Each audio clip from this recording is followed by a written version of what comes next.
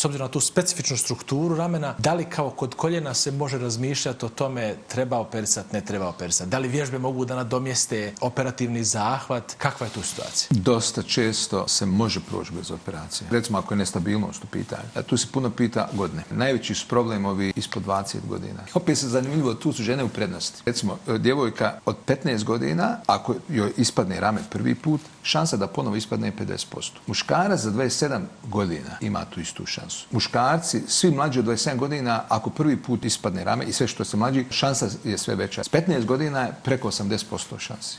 Morate, dakle, taj faktor uzeti u obzir i mislim da ispod 25 godina najčešće treba razmišljati o operaciji. 20 godina gotovo svaki treba operaciju, ako mu već ispadne rame. Mada ima slučajeva gdje ljudi normalno žive. Mislim, ja imam svoje pacijente koje viđam godinama, imali su jednu luksaciju u 17. godini i više nikad nisu nešto imali. desilo situacijno neka... Tako je. Govorimo tu za prednju luksaciju. Ima i ta stražna luksacija, ona je dosta rijetka i ona se drugačije ponaša. Prednja luksacija, ta tipična traumatska, koja se i najčešće i operiše, zavisi od godina. Onda zavisi od toga šta je konkretno povrijeđeno. Ako imate problem, imate u ramenu jedan prsten za koji se vežu ligamenti, ako se taj prsten približno vrati na mjesto gdje je bio prije, to može da prođe. Međutim, ako se pomjeri unutra prema grudnom košu, da tako kažem, ti ligamenti više neće funkcionisati, dramatično skače šansa za luksaciju. To je jedno. Ako imate gubitak kosti prilikom ispadanja ramena, znači nije samo više problem ligamenata, nego problem prilikom ispadanja da gubite kost, taj koštani gubitak se najčešće ne može kompenzirati. I tu je operacija gotovo uvijek